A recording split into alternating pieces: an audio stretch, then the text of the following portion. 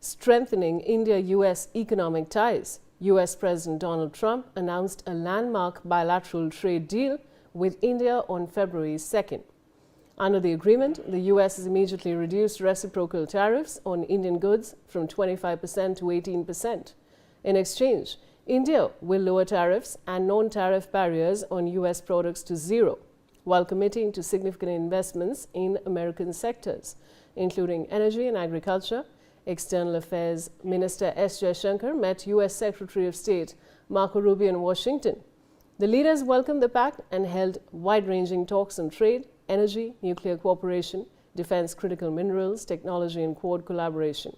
Jaishankar described it as a productive conversation, advancing the strategic partnership between the world's two largest democracies. Let's take a look at what happened in the meeting. All right, viewers, so let me show you the Jaishankar-Rubio meet, what was discussed. Now, the first point is, of course, trade.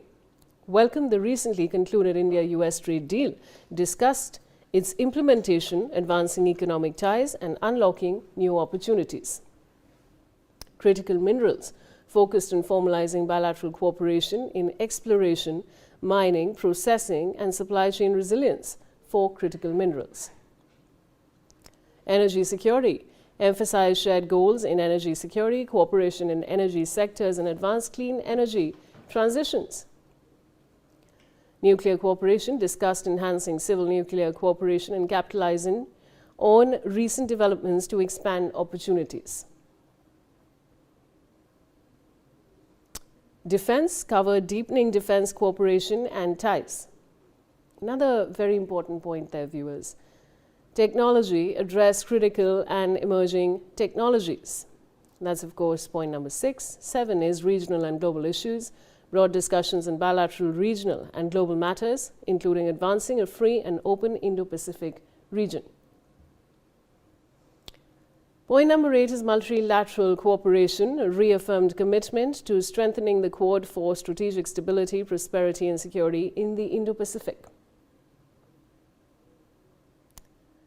And strategic partnership agreed to early meetings of various mechanisms to advance shared interests and remain in touch on ongoing issues.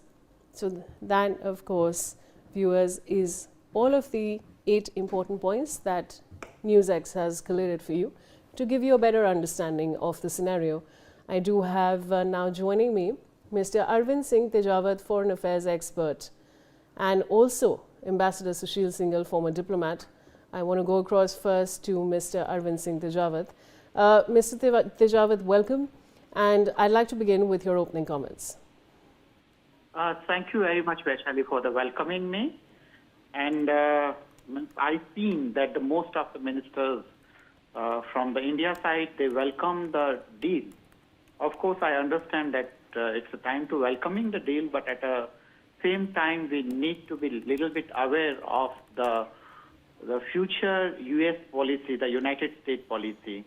Because the most of the people are welcoming, we are very much dependent on the United States because our 1/5 exports are dependent on the United States. That might be the reason that out of that fear, the most of the minister at a level of foreign ministry and the home ministry, they are tweeting, and I know that these tweets were too much early tweets, and to reach on a conclusion, spite of then when the President Trump is writing that India is agreed to go for the zero tariff, and in other hand, the President Trump is writing that India has assured not to buy the petroleum for the Russia, which is on a cheaper cost.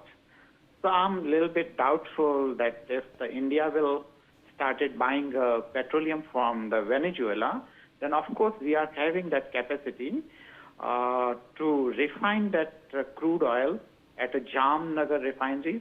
Basically, the Reliance Industries that do that work. So but I don't find any internal pressure for this deal, but still it raises the doubt somewhere. But anyway, we need to come on a main point that India should not go for the compromise and should make a long-term strategy to cope up with the pressure from the United States Of course, the people associated with the government will deny that there is no pressure and it's a fair deal.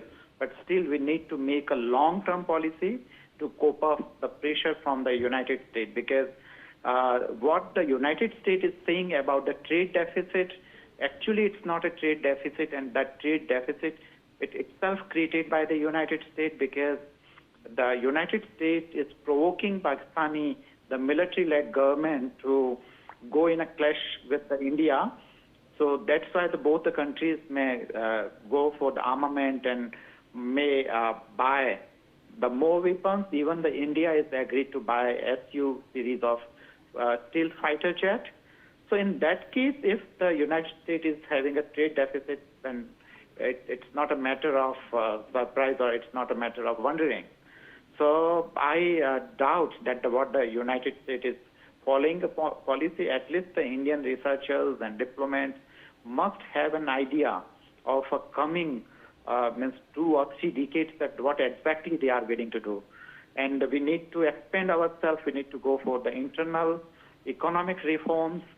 We need to control the license raj. Many people, they deny that there is no license raj, but still there is. The MSME here in India still struggling for the survival and to go for the growth, which is actually not happening. The India really spend enough money to build their infrastructures, and in turn, we are not getting any investment. So what do you think, that money is a waste, or what we can go for the assumption? So, but anyway, we need to be aware from the U.S. policies, the long-term policies, and recently, okay, we can welcome a kind of deal. Of course, it was a deal, but we need to be aware of the U.S. strategy for the long term, because the U.S. has squeezed all the energy sources. When it started from 1990 to till date, the United States stopped us to build Chabahar port. That was the only route that we could found the employment and a kind of a way to enter into the Central Asia, and now we are not doing it. So I don't think that it's a good news, and even there is no allocation funds for the building a Chabahar port in our budget. So it's not a good news. Basically, India is losing its strategic freedom, and it's not a good news at all. Vaishali, over to you. You know, Mr. Tejawat, we were discussing this, you and I, yesterday also during a bulletin, and that's a very important point, because it's very important, Mr. Tejawat, to explore both sides of the coin. While this looks like a welcome move on the surface level, but is it actually beneficial to India? And I want to go across with that question to Ambassador Sushil Singhal, who is a former diplomat. Ambassador Singhal, what is your view on this entire deal? The thing is that, still the details are very sketchy as we see it. Of course, President Trump, in his own way, has given many statements about it.